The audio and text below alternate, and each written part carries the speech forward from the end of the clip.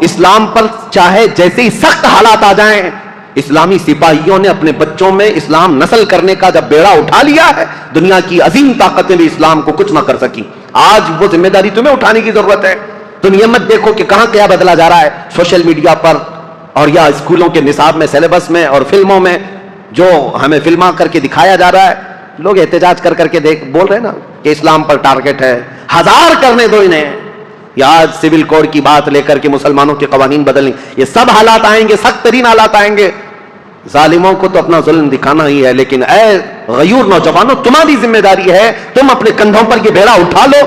ہم دنیا کے درپردہ یا دنیا کے بھروسے پر اپنے بچوں کو نہیں رکھیں گے، ہم اپنے تاریخ کی سچائیاں اپنے بچوں میں منتقل کرتے جائیں گے۔ میرے عزیزوں، یہ غلط فہمی شیطان کی طرف سے ڈالی ہوئی سبائی فتنہ کتنا ڈینجر ہے آپ کو میں بتاؤں۔ اسی لیے کفار و مشرکین سے لڑنا آسان ہے، لیکن جماعت میں موجود غداروں سے اور منافقین سے لڑنا بہت بڑا چیلنج ہے، بہت بڑا چیلنج ہے۔ اسی لیے ہمیشہ سترک رہو، ہمیشہ محتاط رہو کہ تم اس دین پر قائم رہو جس پر اللہ اور اللہ کے رسول نے اپنے صحابہ کو چھوڑا ہے۔ اس کے علاوہ کوئی دوسرا راستہ امن والا ہے نہیں۔ لیکن کچھ جماعتیں ایسی ہوئیں شیعہ حضرات میں، سب نہیں، شیعہ میں بہت سارے فرقے پیدا ہوئے، تقریباً 70 فرقے تو میں پڑھ کر کے آیا، باقی ہے کتنے معلوم ہے۔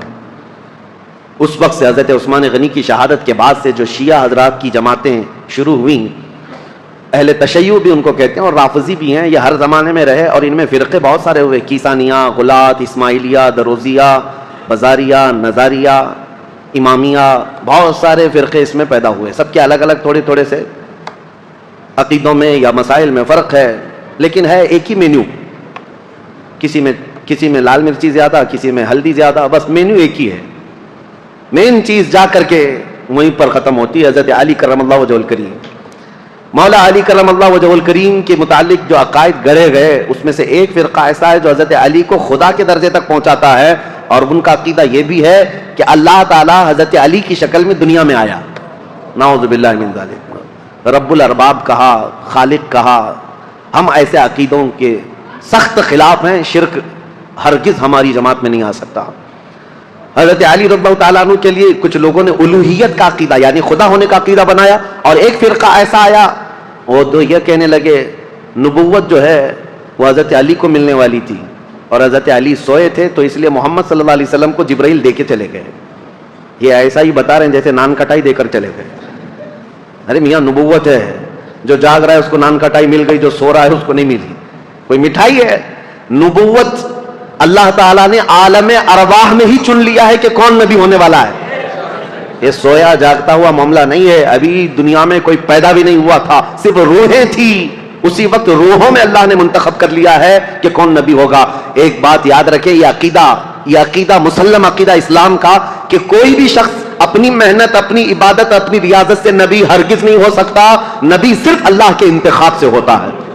ہاں ولی بن سکتے ہو، آپ کثرت سے عبادت کر رہے ہو، اللہ کے ولی بن گئے، پرہیزگار بن گئے۔ ولی تو کوئی بنتا ہے کبھی عبادت سے، محنت سے، کثرت سے، اور کبھی عطا سے، لیکن نبی محنت سے، عبادت سے نہیں ہوتا۔ تم 1,00,000 سال بھی سجدے میں سر جھکا کر بیٹھے رہو، نبی نہیں بنو گے۔ نبی تو اللہ تعالیٰ کے انتخاب سے، اور اب تو کسی کے نبی ہونے کا امکان ہی نہیں۔ حضور صلی اللہ تعالیٰ علیہ وسلم کے آنے کے بعد کوئی نبی نہیں آئے گا، یہ عقیدہ ضروری ہے، کیونکہ حضرت علی رضی اللہ تعالیٰ عنہ کے متعلق بہت ساری چیزیں گڑھی گئی ہیں۔ بیچ کا راستہ یہی ہے جو حق ہے، اہل سنت و جماعت کا راستہ، کہ ہم مولا کائنات علی ابن ابی طالب کرم اللہ وجہہ الکریم کو اسی عظمت کے ساتھ مانتے ہیں جیسے رسول اللہ کے صحابہ مانتے تھے، اور حضور نے جیسے ان کے متعلق فضیلت بیان فرمائی، وہی اسی حیثیت سے ہم مولا کائنات علی ابن ابی طالب رضی اللہ تعالیٰ عنہ کو سر آنکھ پر رکھتے ہیں۔ ہم ان وہابیوں کی طرح بھی نہیں جو حضرت علی رضی اللہ تعالیٰ عنہ کی شان کو گھٹاتے ہیں، نعوذ باللہ۔ ہم برسر اعلان یہ کہتے ہیں کہ رسول اللہ صلی اللہ تعالیٰ علیہ وسلم نے غدیر خم پر یہ خطبہ ارشاد فرمایا تھا، من کنت مولا فہذا علی مولا۔ یہ حدیث اتنی تواتر کے ساتھ ہے کہ اتنے صحابہ اور اتنے لوگوں نے اس حدیث کو بیان کیا ہے کہ ان کا جھوٹ پر جمع ہونا محال ہے، اس لیے یہ حدیث بڑے اعلیٰ درجے کی ہے۔ میرے آقا صلی اللہ علیہ وسلم نے فرمایا تھا، میں جس کا مولا ہوں علی بھی اس کے مولا ہے، علی بھی اس کے مولا ہیں۔ اب اس حدیث کو لے کر کے بھی بہت سارے لوگ ہنگامہ مچاتے ہیں کہ رسول اللہ صلی اللہ تعالیٰ علیہ وسلم تمام نبیوں کے مولا ہیں، تو حضرت علی نبیوں کے بھی مولا ہیں، وہ نبیوں کے اوپر بھی لے کر چلے گئے، کیونکہ یہ حدیث ہے، حضور نے فرمایا مولا کے عربی میں کئی معنی ہیں. مولا عربی میں جو ہے آقا کو بھی کہتے ہیں, غلام کو بھی کہتے ہیں, مددگار کو بھی کہتے ہیں, دوست کو بھی کہتے ہیں. عربی کی شدھ بدھ رکھنے والا وہ سمجھے گا کہ کہاں کیا معنی لینا ہے. اسی طرح سے اگر عربی کی ترجمے کرنے لگ جائیں تو پھر اوٹ پٹانگ حرکتیں شروع ہو جائیں گی, جیسے گوگل ٹرانسلیٹ کر کے دے دیتا ہے, وہ کچھ بھی جیسا ہو اسی طرح سے اٹھا کر دے دے گا. ایک لفظ عربی میں آتا ہے اور اس کے 70 معنی ہیں, کسی کے 50 معنی, کسی کے 500 معنی. عربی کی ڈکشنری اگر آپ سمجھنا چاہیں تو بہت وسیع ہے, سمندر ہے یہ عربی لغت. یہاں تک کہ ایک ایک لفظ پر لوگوں نے کتاب لکھ ڈالی ہے, عربی کے ایک ایک لفظ پر. تو مولا کا مطلب کئی معنی ہیں. تو جہاں پوری کائنات مراد ہوگی, حضور نے فرمایا میں جس کا مولا ہوں, یقیناً میرے نبی آقا ہیں. جس کے حضور آقا ہیں, حضرت علی بھی اس کے آقا ہیں. لیکن نبیوں کے متعلق یہ معنی نہیں لیا جائے گا. انبیاء اکرام افضل ہیں, پوری مخلوق میں سب سے افضل ہیں, اور جو بھی ہوگا نبیوں کے بعد افضل ہوگا. بہرحال میں یہ ٹاپک کو صرف آپ کے سامنے اس لیے رکھ رہا ہوں کہ سوشل میڈیا کے اس بھیانک دور میں انہی حدیثوں کا سہارا لے کر بھولے بھالے نوجوانوں کے دماغ میں یہ باتیں ڈالی جاتی ہیں. یہ چیزیں بھی لائی گئی ہیں حضرت علی نبیوں سے افضل ہیں. نہیں, اللہ کے انبیاء جتنے نبی ہیں وہ کائنات میں روئے زمین میں سب سے افضل انسان ہیں, اور ان کے بعد دوسرے صحابہ میں افضلیت ہے. سیدنا علی بن ابی طالب کرم اللہ وجہہ الکریم کے کمالات. اب میں آپ کو کیا بتاؤں کہ قرآن پاک کی جو آیت میں نے پڑھی ہے, محمد الرسول اللہ والذین معہ اشداء علی الکفار رحماء بینہم تراہم رکعا سجدا, ان میں یہ چاروں خلفائے راشدین کا ذکر آ گیا ہے. یعنی مفسرین یہ فرماتے ہیں اس آیت میں حضرت علی رضی اللہ تعالیٰ عنہ کا ذکر بھی ہے. اور ابن عساکر نے تو یہ روایت کیا ہے کہ قرآن کی تقریباً 300 آیتیں ایسی ہیں جس میں حضرت علی رضی اللہ تعالیٰ عنہ کی فضیلت ثابت ہوتی ہے. اتنی بڑی بات ہے یہ. مولا علی کرم اللہ وجہ الکریم کے فضائل و مناقب بے شمار ہیں. اب ان کا دور کیسے آیا, ان کی فضیلتیں آپ سنتے رہتے ہیں, اور سچ فرمایا شاعر نے ان کی فضیلت میں ایک جملہ کافی ہے, شاہ مرداں شیر یزداں قوت پروردگار لا فتح الا علی لا سیف الا ذوالفقار. فارسی کا یہ لفظ ہے, فارسی کا یہ شعر ہے جس میں شاعر یہ کہتا ہے شاہ مرداں یعنی انسانوں کا کوئی بادشاہ ہے تو مولا کائنات علی بن ابی طالب ہے. شیر یزداں اللہ کا کوئی شیر ہے تو علی بن ابی طالب ہے. قوت پروردگار, دنیا میں اگر کسی کے پاس رب تبارک و تعالیٰ کی عطا کی ہوئی طاقت ہے, مظہر ہے کوئی, تو علی بن ابی طالب کو دیکھا جائے. لا فتح الا علی, شاعر یہ کہتا ہے حقیقت میں جوان کہلانے کے لائق کوئی ہے تو ابو طالب کا بیٹا علی ہے, اور پھر اگر تلوار کسی کی ذکر کرنے کے لائق ہے تو وہ ذوالفقار حیدری علی کی تلوار ہے. یہ ان کی تعریف میں کل ملا کر کے یہ جو جملے ہیں سب اس میں جمع ہو گئے. حضرت علی بن ابی طالب رضی اللہ تعالیٰ عنہ جنگ بدر میں جو کردار ادا کیے ہیں وہ بیان سے باہر ہے. جتنے لوگوں پر آپ بڑھ چڑھ کر کے حملہ کرتے رہے کفار و مشرکین جوانی کے عالم میں, حضرت علی رضی اللہ تعالیٰ عنہ کے متعلق یہ بیان کیا, بہت ہٹا کٹا جسم تھا, بہت توانا تھے, طاقت تھے, کافی بھاری آپ کا پیٹ تھا, اور لوہے کا خود پہننے کی وجہ سے ہمیشہ تو سر کے بال نکل گئے تھے. اتنی جنگوں میں شرکت فرماتے رہے, لوہے کی وہ ٹوپی ہوا کرتی تھی. اور وہ وقت آپ یاد کریں 7 ہجری جب رسول کریم صلی اللہ تعالیٰ علیہ وسلم صحابہ کو لے کر خیبر نکلے تھے. تقریباً مدینے سے 200 کلومیٹر دور یہ خیبر کی وادی ہے جہاں یہودیوں نے اپنا اڈا بنا لیا تھا, اور مسلمانوں کے خلاف روزانہ نت نئے فتنے وہاں سے نکلتے تھے اور منصوبے بنائے جاتے تھے حضور کے خلاف, مدینے کے خلاف, اور مکہ کے مشرکین بھی اس میں حصہ لیتے تھے. نبی کریم صلی اللہ تعالیٰ علیہ وسلم کو خبر یہ ہوئی کہ خیبر کے یہودی ایک جنگ کرنے کے لیے آ رہے ہیں مدینے, اور انہوں نے مکہ کے کافروں کو بھی بلا لیا ہے, نجد کے کافروں کو بھی بلا لیا ہے, سب کو جمع کر کے دعوت دی ہے. حضور کو جیسی یہ خبر ملی, ابھی یہودی خیبر سے نکلتے کیا رسول اللہ خود صحابہ کے ساتھ خیبر پہنچ گئے. اور میں نے یہ خیبر کی تفصیلی جنگ کا بیان آپ کے سامنے پیش کر چکا ہوں جمعہ میں, جیسے سیرت مصطفیٰ کا جو درس کنٹینیو چلتا ہے اس میں جنگ خیبر میں نے بیان کیا ہے. یہ سخت قسم کی جنگ تھی. یہودی بڑے بڑے قلعوں میں وہاں پر محفوظ رہتے تھے, اتنے بڑے قلعے تھے ان کے, آج تک وہ موجود ہیں. 1400 سال کے بعد آج بھی وہ قلعے وہاں پر ویسی ہیں. ان یہودیوں کی پناہ گاہ تھی, اس میں بیٹھ کر کے حملے کرتے تھے, اور ان کا یقین تھا یہ کہ ان قلعوں کو کوئی عبور نہیں کر سکتا. جب صحابہ وہاں پہنچے تھے یہودیوں کی حالت خراب تھی, اور ان کے ہاں ایک مرحب نامی شخص تھا جس کا دعویٰ تھا وہ 1000 آدمیوں سے اکیلا لڑ سکتا ہے. 1000 انسانوں سے اکیلا لڑ سکتا ہے. خیبر میں چھوٹی چھوٹی جنگیں ہوئی, وہاں کے جتنے قلعے تھے وہ صحابہ جب فتح کرنے لگ گئے تو آخری جو ان کا قلعہ تھا مرحب, جس کے انتظام پر لگا رہتا تھا, یہودیوں نے اس کو اتارا تھا مرحب کو, کہ اب آخر میں اب تمہاری باری ہے, اگر تم نہیں بچا پائے ان مسلمانوں سے تو ہمیں کوئی نہیں بچا پائے گا. مرحب مسلمانوں سے جنگ کرنے کو اپنی توہین سمجھتا تھا کہ یہ چھوٹے بادیاں نشین لوگ ہیں, کھجور کھا کر زندگی گزارتے ہیں, پیون لگے کپڑے پہنتے ہیں, ان کے پیروں میں چپل تک نہیں ہوتی, یہ ہم سے جنگ کرنے آئے ہیں. بڑے تحقیر سے حقارت سے دیکھا کرتا. لیکن اب حالات ایسے تھے کہ یہ پورے مسلمان گردنوں پر سوار ہو کر کھڑے تھے, اب تو ڈیفنس کرنا ہی تھا. مرحب جب اپنے قلعے سے باہر آیا تو یہ سخت قسم کی جنگ تاریخ اسلام میں لکھی گئی ہے, کیونکہ خیبر فتح ہونے کے بعد ہی سارے فتوحات کا دروازہ کھل گیا ہے اسلام کے لیے. ساری فتحیں جتنی ہوئی یہ خیبر کے بعد, فتوحات کا دروازہ کھل گیا تھا جو رکنے کا نام نہیں لیتا. تو جیسے ہی مرحب سامنے آیا تو اس نے پکار کر کے یہ کہا شعر پڑھتے ہوئے کہ تمہیں پتہ ہے کہ خیبر پورا مجھے پہچانتا ہے, یہاں کے در و دیوار سے پوچھو کہ مرحب کس کا نام ہے. مرحب کی آواز سے اور اس کے چلنے پھرنے سے یہاں کے پتھر بھی کانپتے ہیں. وہ رجزیہ اشعار پڑھ رہا تھا. تو حضرت علی کرم اللہ وجہہ الکریم اس جنگ میں کیسے شریک ہوئے تھے؟ یہ 3 دن تک کنٹینیو چل رہی تھی, صحابہ کو فتح نہیں مل رہی تھی, کچھ صحابہ شہید بھی ہو گئے تھے. اور رات کے وقت رسول کریم صلی اللہ تعالیٰ علیہ وسلم بیٹھے اور کہا کل کی صبح ہونے دو, میرے ہاتھ میں جو پرچم ہے میں ایسے کو دوں گا جس کو اللہ اس کے رسول بے حد چاہتے ہیں. اور اللہ تعالیٰ نے اس کے ہاتھ میں یہ فتح رکھی ہے. صحابہ کہتے ہیں پوری رات ہم نہیں سوئے. حضور نے جو یہ بشارت دی تھی اس میں بشارتیں کیا کہتی ہیں؟ ایک تو یہ تھی کہ قلعہ اس کے ہاتھ فتح ہوگا, دوسرا یہ کہ اللہ اس کو اور اس کے رسول بے حد اسے چاہتے ہیں. حضرت عمر کہتے ہیں ہمیں غالب گمان یہی رہتا تھا کہ شاید جھنڈا ہمارے ہاتھ میں آئے گا. صبح اسی طرح رات کروٹ لے کر صحابہ نے گزاری تھی کہ ہمارا نام آ جائے گا. جیسی صبح ہوئی نبی کریم صلی اللہ تعالیٰ علیہ وسلم نے صحابہ کی جماعت کو جمع کیا. سب گردنیں اٹھا کر حضور کو دیکھ رہے تھے کہ یہ جھنڈا کس کے ہاتھ میں ہوگا.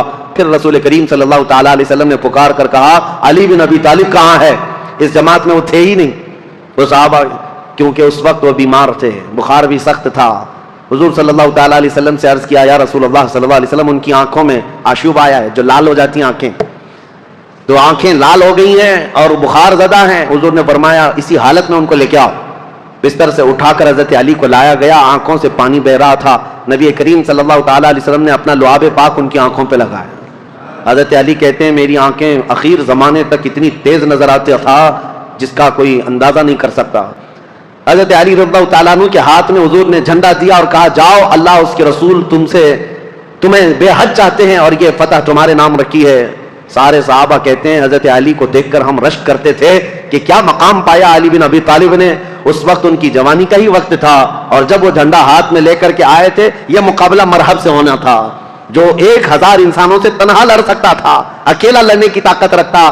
جب وہ رجزیہ اشعار پڑھ رہا تھا, جانتے وہ قلعوں کی دیواروں سے پوچھو مرحب کس کا نام ہے, یہاں کے پتھر میرے چلنے پھرنے سے کانپ جایا کرتے ہیں. پھر حضرت علی آگے آئے, پوچھا مرحب نے تم کون ہو؟ حضرت علی نے کہا انا الذی سمتنی امی حیدرا, میں وہ ہوں کہ میری ماں نے میرا نام حیدر رکھا ہے.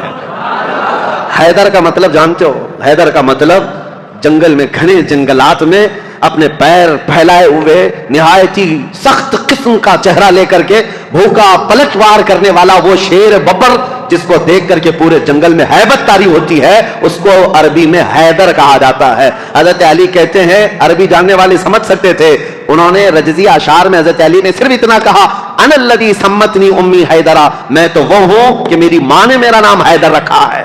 مرحب نے کہا تجھ جیسے چھوٹے لڑکے سے میں مقابلہ کرنے کو اپنی توہین سمجھتا ہوں, میں توہین سمجھتا ہوں. حضرت علی نے کہا رسول کریم صلی اللہ تعالیٰ علیہ وسلم کی جماعت سے ہوں, پہلے مجھ سے مقابلہ کر لو, بعد میں بڑے تمہارے مقابل میں آ جائیں گے.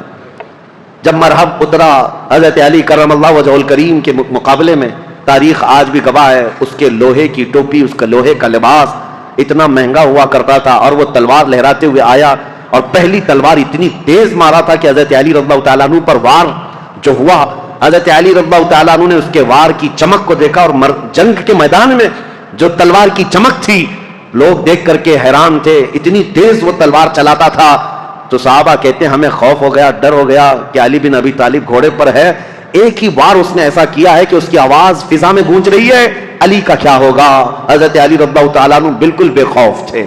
اللہ کے شیروں کو آتی نہیں روباہی. اللہ کا جو شیر ہوتا ہے وہ لومڑی کبھی بنی نہیں سکتا. مولا کائنات علی بن ابی طالب نے اس کے 2 وار کے بعد اپنا جو پہلا وار مارا، صحابہ کہتے ہیں حضرت علی کی 2 دھاری تلوار تھی، مرحب کے سر پر لگی اور اس کے لوہے کی ٹوپی کو کاٹتے ہوئے مرحب کے سینے تک آ گئی.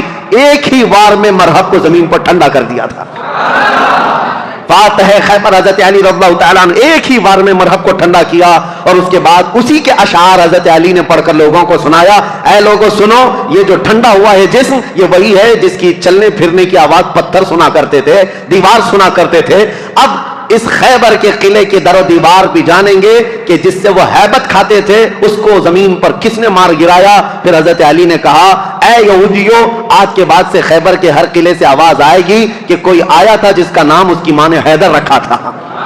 عزیزان گرامی، یہ تاریخ کی سچائیاں اس لیے میں عرض کر رہا ہوں. مولا علی بن ابی طالب کرم اللہ وجہہ الکریم، اس جنگ میں صحابہ کی روایت ہے، ابن عساکر کی روایت یہ ہے کہ حضرت علی بڑھتے گئے اس قلعے کے پھاٹک کو توڑ دیا تھا جو دروازہ ہوا کرتا تھا. صحابہ کہتے ہیں حضرت علی نے ایسے اس کو اکھاڑ دیا تھا اور وہ دروازہ ایک ہاتھ میں لے کر اس کو ڈھال بنا کر لڑتے رہے. جب کبھی سامنے سے کوئی تیر آتا یا تلوار آتی تو یہ دروازے کو ڈھال بنا کر کے لڑتے تھے. تم اپنے گھر کا دروازہ اٹھا کر کے دیکھو، خیبر کا دروازہ الگ ہے، اپنے گھر کا دروازہ بھی نہیں اٹھا پاؤ گے. آج کے نوجوانوں کی بات کر رہا ہوں. وہ خیبر کا دروازہ ایسا تھا کہ اس کے بعد حضرت علی نے اس کو اپنی پیٹھ پر رکھا دروازے پر. کئی صحابہ تو اس کے اوپر سے چڑھ کر کے قلعے کے اندر گئے اور صحابہ کہتے ہیں اس کے بعد اس دروازے کو 16 گز آگے انہوں نے ایک ہی ہاتھ سے پھینکا تھا. رسول کریم صلی اللہ تعالی علیہ وسلم کا فرمان ہوا اس دروازے کو راستے سے ہٹایا جائے. صحابہ کہتے ہیں ہم 40 لوگ مل کر نہیں اٹھا پا رہے تھے اور علی بن ابی طالب تنہا ایک ہاتھ سے اٹھا کر اس کو پھینک چکے تھے. لا فتح الا علی لا سیف الا ذوالفقار. یہ شجاعت، یہ جمع مردی اللہ کے شیر کو اللہ نے عطا کی ہے. قوت پروردگار. میرے عزیزوں، ان کے فضائل، ان کے مناقب، ان کے کمالات بیان سے باہر ہیں. لیکن اب خلافت کا دور شروع ہے، اس لیے کہ ہم تاریخ بیان کر رہے ہیں. فضیلتیں ہر سال آپ سنتے رہتے ہیں اور اس سال ظاہر سی بات ہے میں جو ٹاپک لے کر کے چل رہا ہوں وہ تاریخ اسلام ہے. ہر بچے کو، ہر جوان کو تاریخ یاد رکھنا بہت ضروری ہے. اور اگر اپنی تاریخ سے تم بے بہرا ہو تو دنیا جو پٹی پڑھائے گی وہ صحیح سمجھنے لگ جاؤ کہ آج حالات یہی ہیں. تم خالی کورے کاغذ لے کر کے بیٹھے ہو. سوشل میڈیا میں کوئی آیا، نئی بات بولا، کہا ہاں یہ تو بالکل نہیں لگ رہی ہے، نہیں کچھ نہیں، 1400 سال پرانی ہے. تم کورے تھے، تم نے پڑھائی کہاں تھا. اس لیے تاریخ کی سچائیاں اگر تمہیں یاد نہ ہو تو اگلا دور جو آنے والا ہے اور بھی بہت ڈینجر ہے، بہت سخت ہے. آپ کو پتا ہے یہ ظالمانہ حکومتیں جو ہمارے سر پر آج منڈلا رہی ہیں، یہ دجالی نظام جو پیدا ہو چکا ہے، یہاں سب چیزوں پر اٹیک ہے، سب چیزوں پر اٹیک ہے. آپ یہ مت سمجھنا کہ یہ صرف ہماری مسجدیں گرا رہے ہیں یا ہماری خانقاہوں کو پامال کر رہے ہیں، بلکہ ماسٹر پلاننگ کے ساتھ تمہاری نسلوں کی تباہی کا انتظام ہو چکا ہے. ماسٹر پلاننگ کے اعتبار سے ایسے کہ یہاں پر باضابطہ ایجوکیشن منسٹر اسی کو بنایا جاتا ہے جو سخت قسم کا تعصب پسند ہو. تمہاری تاریخ کو توڑ مروڑ کر کے تمہارے اسکول کے سلیبس میں ایسی چیزیں ڈال دے کہ بچہ کچے دماغ میں پڑھتے پڑھتے یہی سمجھ جائے. آج حالات ایسی ہیں. 10-20 سال پہلے جا کر کے آپ اسکول کے نصاب سلیبس کی کتابیں اٹھا کر کے پڑھیں، اس میں حضور صلی اللہ علیہ وسلم کے نام پر چیپٹر ہوا کرتا، صحابہ اکرام کے حضرت عمر فاروق کے نام پر چیپٹر ہوا کرتا تھا. کوئی نہ کوئی ٹیکسٹ بک میں آپ کو مل جائے گا. آج تو ہے ہی نہیں. تاریخ اسلام کی یہ سچائیاں، نہ اورنگزیب آئیں گے، نہ شہاب الدین غوری آئیں گے، تاریخ کو مٹا کر کے پتہ نہیں کون کون سے پہاڑی چوہوں کو لا کر رکھا ہے، سب طرح سے بدل کر کے، اس طرح کہ تعصب کی اینک ایسی پہن رکھی ہے انہوں نے کہ تمہارے بچوں میں یہ زہر پھیلتا جائے اور بچے تمہاری تاریخ سے بے بہرا ہو جائیں. آج اے نوجوانوں، اگر دنیا تمہاری تاریخ مٹانے کی کوشش کر رہی ہے تو اس وقت تمہاری ذمہ داری ہے. میں رشیا کی ایک چھوٹی سی کنٹری جہاں قرآن پر پابندی لگا کر تقریباً 70 سال گزر چکے تھے، 60 یا 70 سال سوویت یونین کی لڑائیوں میں. اس سے پہلے جو وہاں کے حالات تھے، مارکسزم، لینن کا جو انقلاب آیا تھا، ریولیوشن، کچھ ممالک ایسے سخت اسٹرگل کر چکے ہیں، مسلمانوں کی اذانیں بھی بنتی، قرآن پر پابندی ایسی لگی تھی. ایک ہمارے اس تاریخ کو بیان کرنے والے ایک عالم دین ہے، انہوں نے کہا کہ اس ملک میں جانا ہوا تھا، مسجد نام کی کوئی چیز ہی نہیں تھی. ایک جگہ گئے بازار میں تو لوگوں سے معلوم کیا کہ آج جمعہ ہے، کہیں نماز ہے، تو دکان میں بیٹھا ہوا آدمی ہاتھ پکڑ کر لے گیا، ایک دروازہ کھولا، اس دروازے کے اندر دروازہ، اس کے بعد جانے کے بعد ایک کمرہ ہے، وہاں پر کچھ لوگ نماز پڑھ رہے ہیں. کہا یہاں سخت پابندی ہے، کھلے عام نماز نہیں پڑھ سکتے. نماز پڑھنے کے بعد علاقے کے لوگوں سے، اس عالم دین ہندوستانی تھے، مل کر کے انہوں نے کہا مسلمانوں پر اتنی سخت پابندیاں ہیں لیکن ہیں مسلمان اب تک. نماز تو پڑھ رہے ہیں تم لوگ چھپ کر ہی صحیح. انہوں نے کہا نماز ہی نہیں. ایک بچے کو انہوں نے سامنے کیا, ایک بچہ تھا تقریباً 12 یا 13 سال کا. کہا یہ قرآن پڑھ سکتا ہے؟ تو وہ ہنسنے لگے. کہا قرآن پڑھ نہیں سکتا بلکہ یہ پورا حافظ قرآن ہے. یہ عالم دین کہتے ہیں میں اس کو جگہ جگہ سے قرآن پوچھتا رہا اور وہ قرآن زبانی سناتا رہا. ایسی جگہ پر جہاں اذان پر پابندی ہو, جہاں قرآن رکھ نہیں سکتے, ایک بچہ حافظ قرآن ہے. انہوں نے پوچھا کہ بیٹا یہ حفظ قرآن ایک باضابطہ مدرسہ لگتا ہے ہمارے ہاں, باضابطہ انوائرمنٹ چاہیے, پھر جا کر کوئی حافظ قرآن بنتا ہے, تم ایسی جگہ پر کیسے بنے؟ وہ کہتا ہے بس میں اپنی دادی سے سن سن کر حافظ قرآن بناؤں, میری دادی حافظ قرآن ہے. میں یہ مثال صرف اس لیے دینا چاہتا ہوں, اسلام پر چاہے جیسے ہی سخت حالات آ جائیں, اسلامی سپاہیوں نے اپنے بچوں میں اسلام نسل کرنے کا جب بیڑا اٹھا لیا ہے, دنیا کی عظیم طاقتیں بھی اسلام کو کچھ نہ کر سکی. آج وہ ذمہ داری تمہیں اٹھانے کی ضرورت ہے. تم یہ مت دیکھو کہ کہاں کیا بدلا جا رہا ہے سوشل میڈیا پر اور یا اسکولوں کے نصاب میں, سلیبس میں اور فلموں میں, جو ہمیں فلما کر کے دکھایا جا رہا ہے. لوگ احتجاج کر کر کے بول رہے ہیں نا کہ اسلام پر ٹارگٹ ہے, 1000 کرنے دو انہیں. یا آج سول کوڈ کی بات لے کر کے مسلمانوں کے قوانین بدلنے, یہ سب حالات آئیں گے, سخت ترین حالات آئیں گے. ظالموں کو تو اپنا ظلم دکھانا ہی ہے, لیکن اے غیور نوجوانوں تمہاری ذمہ داری ہے, تم اپنے کندھوں پر یہ بیڑا اٹھا لو. ہم دنیا کے درپردہ یا دنیا کے بھروسے پر اپنے بچوں کو نہیں رکھیں گے, ہم اپنے تاریخ کی سچائیاں اپنے بچوں میں منتقل کرتے جائیں گے. یہ گڈی گڑیا کی کہانیاں سنانا چھوڑ دو, اپنے بچوں کو لو, رات میں بیٹھ کر میرے آقا کی اور صحابہ اکرام کے ایمان افروز واقعات سناؤ. اتنے واقعات آپ نے سن لیے, ہر سال کربلا سناتے ہیں. میرے عزیزوں اب کربلا صرف علماء سے نہیں, ہر گھر میں باپ سے بچہ خود سنے. کون؟ حسین ابن علی ہیں. یہ کربلا کی داستانیں گھر گھر میں ہوں, پھر ہمیں کچھ فرق نہیں پڑتا کہ ظالم طاقتیں کیا کیا منصوبے بنا رہی ہیں. مولا علی کرم اللہ وجہہ الکریم کی اب تاریخ میں بیان کرنے جا رہا ہوں. یہ فضائل تھے, یہ مناقب تھے, ان کے کمالات تھے. ان کے کمالات کے لیے اتنا کافی ہے کہ وہ رسول اللہ صلی اللہ علیہ وسلم کے بھائی ہیں, دنیا میں بھی اور آخرت میں بھی. ان کی فضیلت کے لیے اتنا کافی ہے کہ رسول اللہ صلی اللہ تعالی علیہ وسلم نے ان کے لیے یہ فرمایا کہ تم میرے لیے ویسی ہی ہو جیسا موسیٰ علیہ السلام کے لیے ہارون علیہ السلام تھے, بس فرق اتنا ہے کہ میرے بعد کوئی نبی نہیں ہوگا. ان کی فضیلت کے لیے اتنا کافی ہے کہ سیدہ کائنات فاطمہ الزہرا ان کے نکاح میں ہیں, اور جنتی جوانوں کے سردار حسن و حسین ان کے بیٹے ہیں. ولایت کا سر چشمہ حضرت علی تک پہنچتا ہے. اب خلافت کا جو دور ہے, یہ ظاہر سی بات ہے کمپلیکیٹڈ چیز. حکومت, سیادت, عمارت, خلافت یہ آسان چیز نہیں ہے. میرے عزیزو, ہر زمانے میں, ہر دور میں یہ عہدہ ہمیشہ اختلافی ہوتا ہی رہا ہے. لیکن صحابہ کے دلوں میں حضور صلی اللہ تعالی علیہ وسلم نے خالص اللہ کی محبت رکھی تھی. وہ دنیا پرست نہیں تھے اور دنیا کے اسباب کی طرف یا مادوں کی طرف وہ اپنے دل دادا نہیں تھے, اللہ کا خوف رکھتے تھے, اس لیے زیادہ معاملات نہیں آئے. پھر بھی جیسے کہ کل میں نے بتایا, حضرت عثمان کے 12 سالہ خلافت کے دور میں آخر دور ایسا آیا جو فتنوں سے بھرا ہوا تھا. عبداللہ بن سبا نام کا ایک یہودی جس نے یہ بیج بویا اور ایک جماعت پیدا کر دی, اور مسلمانوں میں انتشار اور فرقہ پیدا ہونا شروع ہو گیا. اور سبب کہاں, یہ فتنہ کہاں تک پہنچا؟ حضرت عثمان غنی کا قتل ہو گیا مدینے میں. یہ پہلا قتل ہے جو مسلمانوں کے ہاتھ ہوا ہے, حضرت عثمان غنی کا قتل. حضرت عمر کو بھی شہید کیا گیا, لیکن وہ تو ایک آگ کا پجاری تھا, ابو لولو فیروز مجوسی. لیکن حضرت عثمان کا جو قتل ہوا ہے وہ آپسی انتشار کی وجہ سے ہوا ہے. تفصیل میں نے بتایا. جگہ جگہ انقلاب نام سے کچھ جماعتیں کھڑی ہوتی تھیں, ان کو یہ چاہیے تھا ریولیوشن, اور ان کو جدت, نیا پن چاہیے تھا. حضرت عثمان کا خلافت کا زمانہ 12 سال ہو رہا تھا, اور یہ وقت یہاں تک آ پہنچا کہ مدینے میں پہنچ کر کے ان سبائیوں نے, مصر کے رہنے والے بلوائیوں نے حضرت عثمان کا قتل کر دیا. یہ قتل صحابہ کے لیے بہت بڑا صدمہ تھا. جتنے بڑے صحابہ تھے اس قتل کے خلاف تھے. خود حضرت علی کرم اللہ وجہہ الکریم اس کی سخت مذمت کرتے رہے اور کہتے رہے کہ رسول اللہ صلی اللہ علیہ وسلم کے حرم مدینہ کو جس نے حلال کر دیا خون سے حضرت عثمان کے, وہ دنیا کا بدترین شخص ہے. اور حضرت علی کے پرامین ہے کہ میں سمجھتا ہوں قتل عثمان سب سے بدترین فتنہ ہے. اب حالات ہو گئے, ان کے قتل کے بعد جنازہ ہو گیا, تدفین ہو گئی, جنت البقیع میں آپ دفن ہوئے. اب خلافت کا مسئلہ آیا کہ اب کون خلیفہ بنے گا. جیسے حضرت ابو بکر کی خلافت کیسے تمام مسلمانوں نے اتفاق رائے سے آپ کو خلیفہ چن لیا تھا, اور حضرت عمر کو حضرت ابو بکر نے جاتے وقت خود ہی اعلان کر دیا تھا, اس لیے اختلاف نہیں ہوا, صحابہ نے ان کو چن لیا تھا. اور حضرت عثمان کی خلافت کیسے ہوئی تھی؟ 6 صحابہ جمع ہوئے تھے. کل جیسے میں نے بتایا مجلس شورا اس کو کہتے ہیں, جس میں حضرت سعد بن ابی وقاص، عبد الرحمن بن عوف، حضرت زبیر، حضرت طلحہ اور حضرت علی، حضرت عثمان، یہ 6 لوگ تھے. حضرت عمر نے جاتے جاتے ان کو منتخب کیا تھا، یہ 6 لوگ جس کو منتخب کریں گے وہ خلیفہ ہوگا. ان 6 میں سے 2 تو پہلے ہی ہٹ گئے کہ ہم کو خلافت کا کوئی ارادہ نہیں ہے، اور باقی جو 2 تھے انہوں نے اپنی خلافت دوسرے کو سپرد کر دی.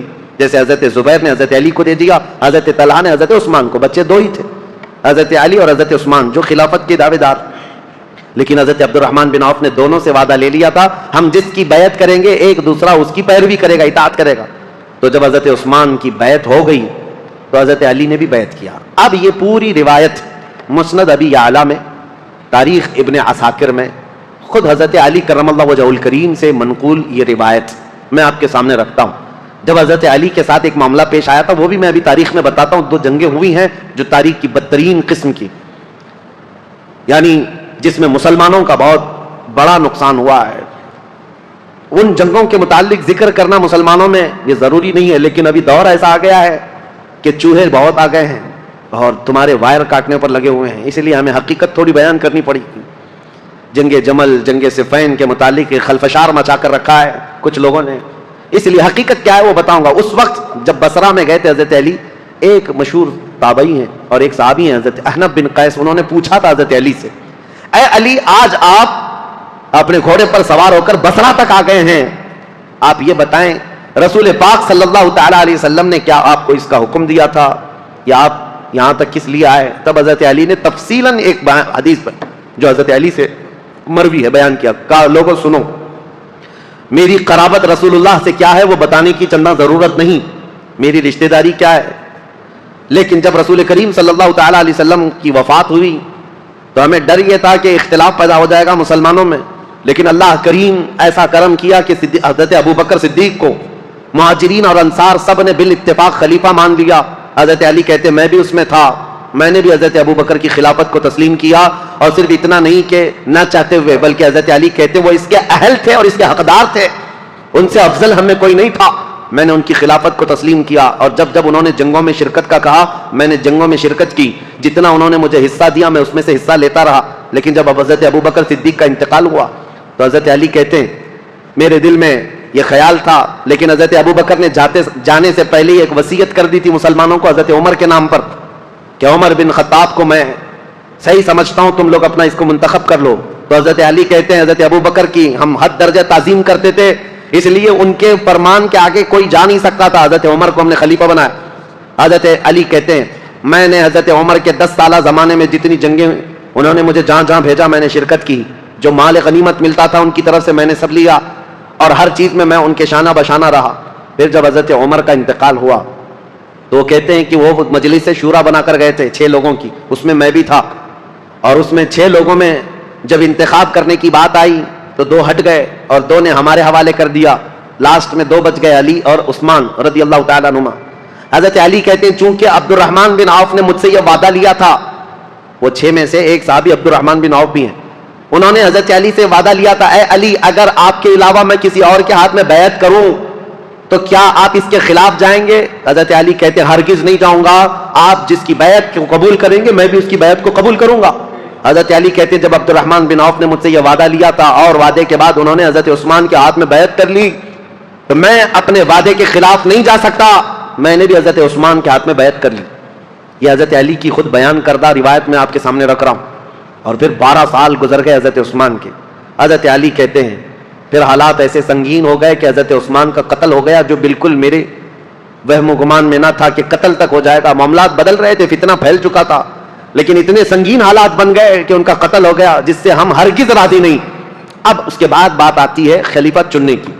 حضرت زبیر، حضرت طلحہ، یہ 2 ایسے صحابہ ہیں جو عشرہ مبشرہ میں سے رسول اللہ صلی اللہ علیہ وسلم نے جن کو دنیا میں جنت کی بشارت دی، ان میں 2 یہ ہیں. یہ صحابہ بڑے صحابہ کہلاتے تھے، مدینے میں جتنے تھے سب آئے، سب آ کر حضرت علی کے پاس کہنے لگے آپ اپنی بیعت کا اعلان کر دیں اور آپ خلیفہ ہیں. حضرت علی نے کہا مجھے اس کی خواہش نہیں، میں خلیفہ کی بجائے وزیر بننا پسند کروں گا، تم میں سے جو چاہے خلیفہ بن جاؤ. جگہ جگہ جماعتیں کھڑی ہو گئی تھی، سبائی فتنہ، کوفہ میں الگ، بصرہ میں الگ، عراق میں الگ، اور شام میں الگ، اور مدینہ مکہ والے الگ.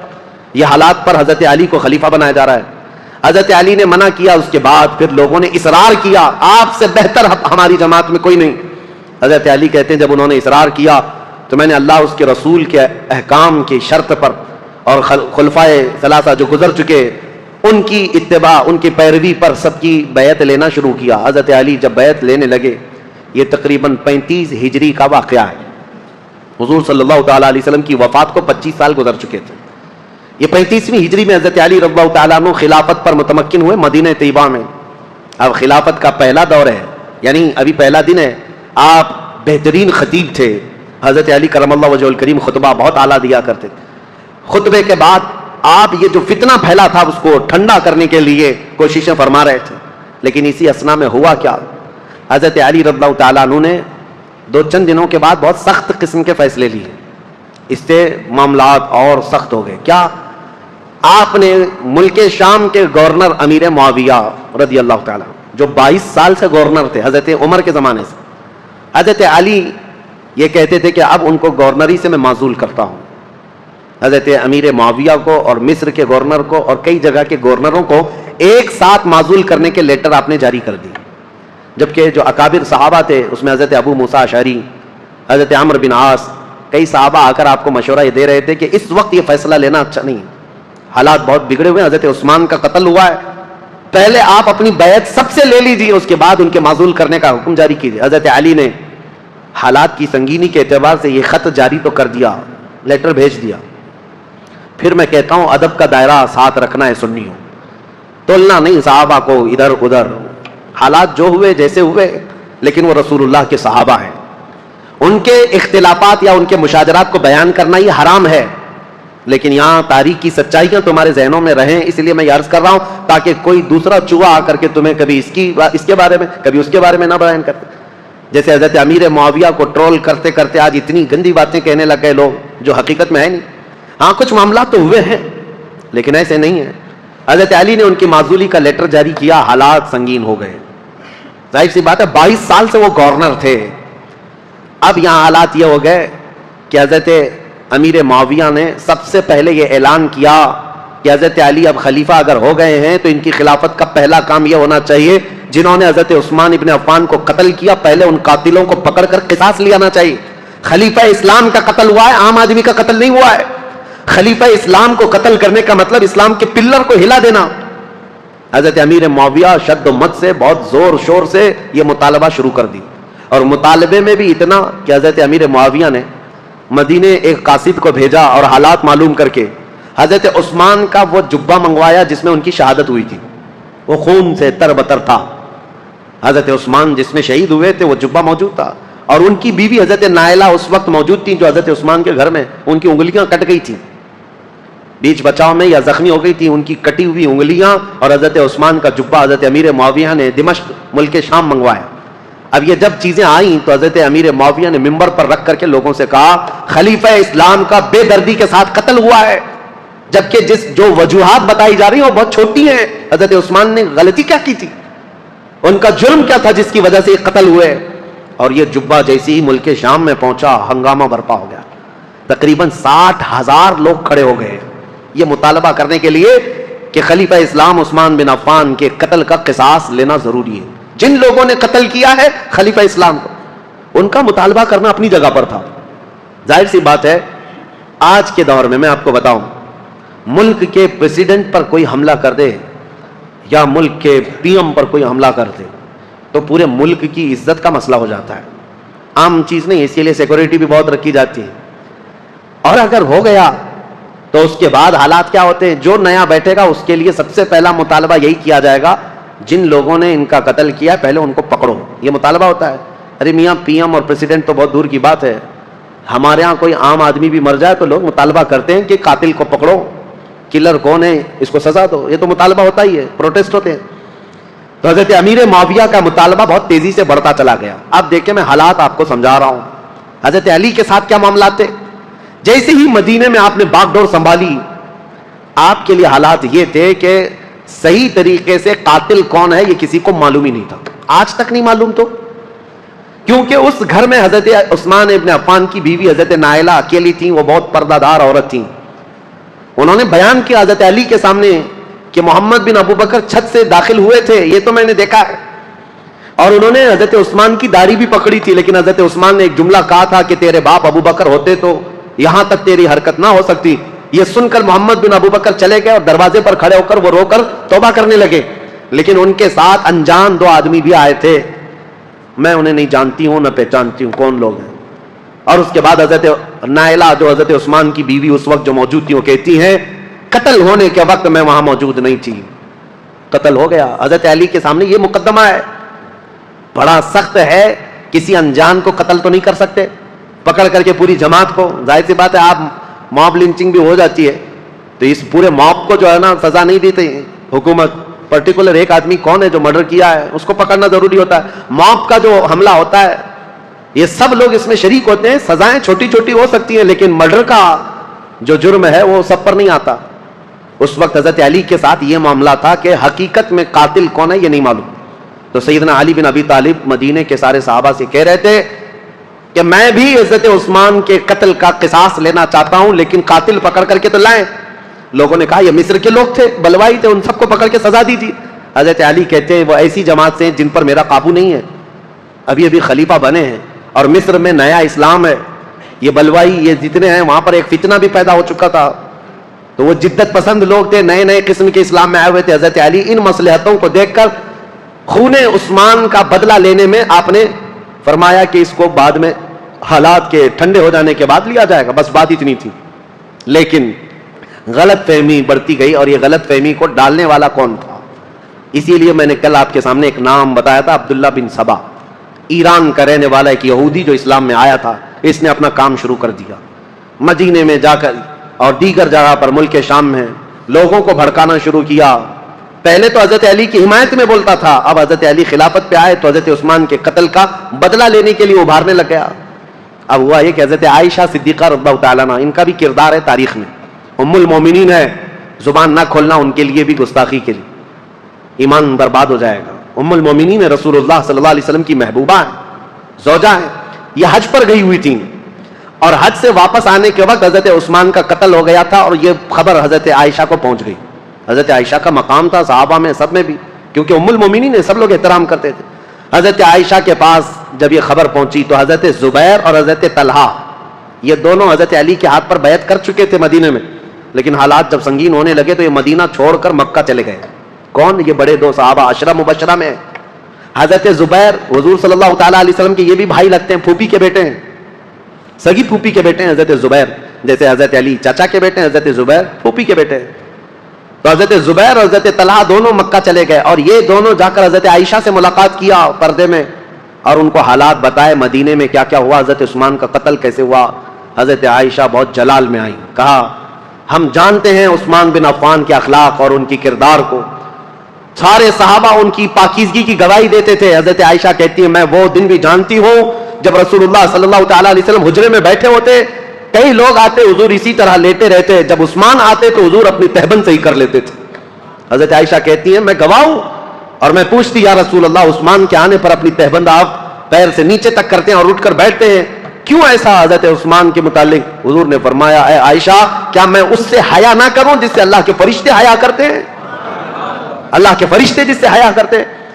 میرے عزیز، حضرت عائشہ نے جب یہ کہا اور وہ جلال میں آئیں، واپس مکہ لوٹ کر آئیں، کہا جب مدینے کے حالات اتنے خراب ہو گئے تو اب کیا کرنا چاہیے؟ مکہ والوں کو جمع کر کے حضرت عائشہ نے ایک خطبہ دیا، اور اس خطبے میں آپ نے یہی فرمایا کہ عثمان بن عفان خلیفہ اسلام تھے، خلیفہ برحق تھے، ان کا قتل پورے اسلام کے لیے کلنک ہے، اس کا بدلہ تو لینا ہوگا، قصاص ضروری ہے، ورنہ اسلام پر یہ دھبا ہمیشہ کے لیے رہ جائے گا۔ حضرت عائشہ کی تقریر پر جوش آیا لوگوں میں، اور پھر مکہ والے بھی جمع ہو گئے۔ مکہ والوں نے سب آ کر کے حضرت عائشہ سے کہا کہ یہ بدلہ لینے کا طریقہ کیا ہے؟ حضرت علی خلیفہ ہو گئے اور انہوں نے سب سے بیعت لی ہے، لیکن طریقہ کیا ہے؟ حضرت عائشہ اب اس بارے میں مشورہ کر رہی تھی، ہاں طریقہ کیا ہے اس پر بھی تو سوچنا چاہیے کہ خون عثمان کا بدلہ لینا ہے، لیکن وہ قوم مصر کی رہنے والی ہے اور مصر میں ہماری پہنچ نہیں، کیسے؟ تو اس میں جب صحابہ کی میٹنگیں ہونے لگی مکہ میں، تو اب میں آپ کو بتاؤں یہاں سے ایک نئی جنگ کی ابتدا ہو گئی۔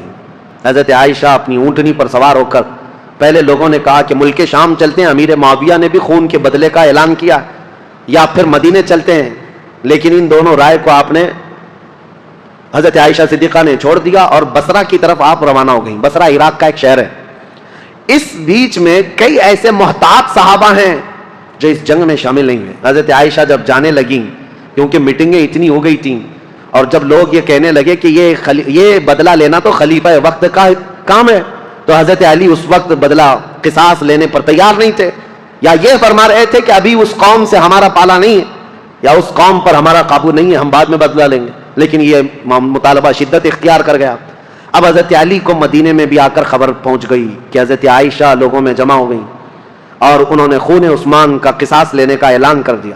اور حضرت علی کو یہ بھی خبر مل گئی کہ امیر معاویہ کو جو ہم نے خط لکھا تھا, حضرت امیر معاویہ نے بدلے میں خط بھیجا جو بالکل خالی تھا, کچھ بھی لکھا ہوا نہیں تھا. حضرت علی سمجھ گئے معاملات سنگین ہے, یعنی امیر معاویہ نے وہاں سے اعلان یہ کر دیا ہے کہ پہلے خون عثمان کا بدلہ لیا جائے گا, بعد میں حضرت علی کی بیعت اور خلافت کا معاملہ ہوگا. اب یہ بظاہر ٹکراؤ والی صورت ہے, ایک طرف سے مطالبہ ہے شدت سے بدلہ لینے کا, اور ایک طرف حضرت علی مصلحت کو دیکھ رہے تھے, حکمت کو دیکھ رہے تھے. اس وقت حضرت علی کہتے ہیں اس خانہ جنگی کو, جس کو کہتے ہیں گرہ یدھ, اپنے اندر چلنے والی جنگ کو اگر خاتمہ نہ کیا جائے تو اس کا بہت بڑا نقصان اٹھانا پڑے گا اور ہمارا شیرازہ منتشر ہو جائے گا. حضرت علی مدینے میں لوگوں کو جمع کرتے ہیں, چلو ہم اس معاملے کو ٹھنڈا کریں گے. جب سب لوگ جمع ہوئے حضرت علی کے ساتھ, حضرت علی اب کوفہ کی طرف روانہ ہو گئے. حضرت علی کے ساتھ اس وقت 10,000 لوگ تھے. میرے عزیزوں, جب 10,000 لوگ ادھر ہیں, حضرت عائشہ کے ساتھ شروع میں 3,000 تھے, پھر راستے میں کئی لوگ شامل ہوئے, وہاں پر بھی 10,000 کی تعداد. اب 10,000 کی تعداد جب ہوئی تو اس میں سارے مخلصین نہیں تھے, کئی فتین بھی شامل تھے, ادھر بھی ادھر بھی, سبائی فتنے کے لوگ ادھر بھی تھے ادھر بھی تھے. اب حضرت علی رضی اللہ تعالیٰ عنہ یہاں سے نکلے ہیں, اور مسلمانوں میں یہ بات پھیل گئی کہ 2 جماعتوں میں جنگ ہونے جا رہی ہے, ایک طرف حضرت عائشہ ایک طرف حضرت علی. یہاں تک کہ روایت میں موجود ہے جب حضرت عائشہ اپنی اونٹنی پر بیٹھ کر کے مکہ سے نکل رہی تھی تو اس دن کو یوم الخیب کہا گیا ہے, یعنی یوم گریا. سارے مکہ والوں نے اس دن اتنا روئے تھے, سارے مکہ والے جتنا وہ کہتے ہم نے کبھی رویا نہیں, کہ ان کو شدت سے غم تھا کہ آج نوبت یہاں کو پہنچی کہ مسلمانوں کی 2 بڑی جماعتیں ٹکرانے جا رہی ہیں. ایک طرف ام المومنین عائشہ صدیقہ, ایک طرف مولا کائنات علی بن ابی طالب. ابھی امیر معاویہ کا معاملہ ہی نہیں آیا. حضرت عائشہ چل کر کے گئیں, بصرہ پہنچ گئیں. اس میں حضرت زبیر بھی ہیں, حضرت طلحہ بھی ہیں, 2 بڑے صحابہ ہیں, عشرہ مبشرہ. ادھر حضرت علی کے ساتھ جو 10,000 صحابہ ہیں, اس میں حضرت عمار بن یاسر, مقداد بن اسود, بلال حبشی, کئی صحابہ, حضرت علی رضی اللہ تعالیٰ عنہ کے ساتھ حضرت سلمان فارسی, یہ لوگ ہیں. نکلے ہیں, جنگ کی نیت تو نہیں تھی, معاملات کو دیکھا جائے گا اور سامنے بیٹھ کر کے کچھ کیا جائے. اب حضرت علی کوفہ گئے تو وہاں حضرت ابو موسیٰ اشعری تھے, یہ بھی بڑے صحابی ہیں جنہوں نے بعد میں چل کر صلح کرائی. یہ کوفہ والوں میں بیان کر کر کے لوگوں کو یہ کہہ رہے تھے کہ اے لوگوں, اپنا ایمان بچانا, آخرت بچانی ہے, تلواریں اپنے نیام میں رکھو, کوئی اپنے گھر سے نہ نکلے, کوئی ان جنگوں میں شرکت نہ کرے. حضرت ابو موسیٰ اشعری تو لوگوں کو منع کر رہے تھے. پھر حضرت علی کوفہ پہنچ گئے. یہ کوفہ پہنچنے کی وہی تاریخ ہے کہ جب حضرت علی کوفہ پہنچے تو پھر اس کے بعد مدینے دوبارہ تشریف نہیں لائے. یہاں سے حضرت علی کی خلافت کا باضابطہ جو دور, کوفہ جو دار العاصمہ, دار الخلافہ بنا اسلام کا, حضرت علی جب وہاں آئے تو لوگوں کو آپ کی فوج میں شامل کیا گیا. حالات سنگین ہو رہے ہیں, طاقت کے بل بوتے, طاقت کے زور, اس کو ٹھنڈا کرنا چاہیے. اب اس میں محتاط صحابہ جو تھے ان کی بھی رائے میں بتاتا ہوں. حضرت عبداللہ بن عمر ہیں, حضرت عمر بن عاص ہیں, یہ لوگ شریک نہیں ہوئے. محمد بن مسلمہ ہیں, یہ لوگ شریک نہیں ہیں. احنف بن قیس, یہ بعد میں. ان لوگوں سے حضرت علی نے بلا کر کے کہا بھی تھا کہ تمہاری رائے کیا ہے. حضرت عمر بن عاص نے کہا کہ میں چل تو پڑوں گا آپ کے ساتھ, لیکن بس اتنی شرط ہے, آپ مجھے وہ تلوار دیں جو تلوار یہ پہچانتی ہو کون سی گردن مسلمان کی کون سی کافر کی. مجھے وہ تلوار دیجیے, کیونکہ جنگ ہو رہی ہے, 2 جماعتیں جو دونوں طرف مسلمان ہیں, صحابہ ادھر بھی ہیں, صحابہ ادھر بھی ہیں. عمر بن عاص نے کہا میرے پاس ایسی تلوار نہیں جو پہچانتی ہو گردن کس کی ہے, اگر یہ مل گئی تو پھر شریک ہو جاؤں. اس کے بعد حضرت محمد بن مسلمہ کو بلا کر پوچھا کہ آپ کیوں نہیں. کہا میں نے رسول اللہ صلی اللہ تعالیٰ علیہ وسلم سے سنا تھا, میرے آقا نے فرمایا تھا محمد بن مسلمہ اس تلوار کو کبھی نیچے ہونے نہیں دینا, اعلاء کلمت الحق کے لیے استعمال کرنا, اور جس دن یہ نوبت آ جائے کہ یہ تلوار تجھے کسی مسلمان پر اٹھانی پڑے تو احد پہاڑ کے پاس جا کر کسی پتھر پر تیری تلوار توڑ دینا. محمد بن مسلمہ کہتے ہیں کل رات جا کر میں نے اپنی تلوار توڑ دی. آج نوبت یہاں پہنچ گئی ہے کہ ہمیں تلوار اٹھانی پڑ رہی ہے, میں تو تلوار توڑ چکا ہوں. حضرت عبداللہ بن عمر, انہوں نے بھی یہی کہا کہ میں فرق نہیں کر پاؤں گا کہ کون حق پر ہے کون کس پر ہے, اسی لیے میں اس میں شریک نہیں ہوں. کچھ محتاط صحابہ ان میں نہیں آئے. لیکن حضرت علی جب سفر پر روانہ ہو، یاد رکھو مسلمانوں، ایمان کی حفاظت اسی میں ہے، دونوں جگہ کا بیلنس برقرار رکھو، ام المومنین کا بھی، مولا کائنات کا بھی، دونوں رسول اللہ کے قرابت دار ہیں، رشتہ دار ہیں۔ حضرت عائشہ صدیقہ جب آئیں تو اب مشورے ہو رہے تھے، میٹنگیں ہو رہی تھی، ان کے خطبے اتنے پر اثر تھے کہ لوگ جمع ہوئے۔ جب وہ بصرہ میں گئی تو 12,000 لوگ جمع ہوئے، کہا کہ نہیں، حق پر ہیں، خون عثمان کا بدلہ لینا چاہیے۔ یہ حالات دیکھ کر کے ایک صحابی ایسے ہیں جن کا بہت بڑا رول ہے، حضرت قعقاع، یہ آئے، حضرت زبیر، حضرت طلحہ، حضرت عائشہ ان کے پاس آئے، کہا اچھا یہ میٹنگ بعد میں ہوئی، اس سے پہلے ایک حادثہ ہو گیا تھا، کیا ہے؟ بصرہ میں جیسی حضرت عائشہ پہنچی تو بصرہ کے جو گورنر تھے وہاں پر، تو جو گورنر تھے وہ حضرت علی کی طرف سے تھے، عثمان بن حنیف۔ انہوں نے کیا کیا کہ راستہ روکنا ہے ان کا، یہ تو لڑنے کے لیے آئے، تو انہوں نے فوراً ہی جنگ شروع کر دی، جبکہ حضرت علی کے آنے کا انتظار کرنا تھا۔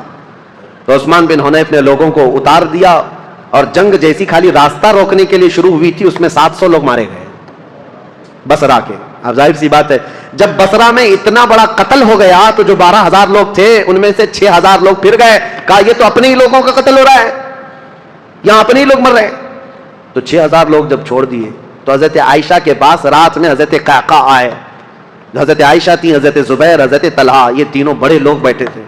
حضرت قعقاع آئے اور کہا دیکھیں کیا حالات بدلتے ہوئے یہاں تک نہیں پہنچے، آپ لوگ تو نکلے تھے عثمان بن عفان کے قتل کا بدلہ لینے کے لیے، لیکن مسئلہ یہاں تک پہنچ گیا کہ جو گورنر بصرہ کے ہیں انہوں نے راستہ روکا، اور ان کے راستہ روکنے کی وجہ سے جو جنگ ہوئی اس میں 700 لوگ مارے گئے۔ اب ان 700 لوگوں کے مارے جانے کا بدلہ کس سے لیا جائے گا؟ ان کا قصاص کس سے لیا جائے گا؟ اب آپ کے ایک ایک فوجی سے وہ قصاص لینا پڑے گا، اتنے مر گئے، تو ڈائیورٹ ہو جائے گا مسئلہ، کہاں آپ کس کام کے لیے نکلے تھے اور کس کام میں آ گئے۔ کل کو اگر گورنر بصرہ کے عثمان بن حنیف کا قتل ہوتا ہے تو پھر یہ مطالبہ بدل جائے گا، اب آپ کے بارے میں بھی لوگ یہ کہیں گے تم تو نکلے تھے عثمان بن عفان کے قتل کا بدلہ لینے کے لیے، لیکن تم نے اپنے ہاتھوں سے بصرہ کے گورنر کا قتل کیا، اب ان کا قصاص ہم آپ سے لیں گے، بات تو برابر ہو جائے گی۔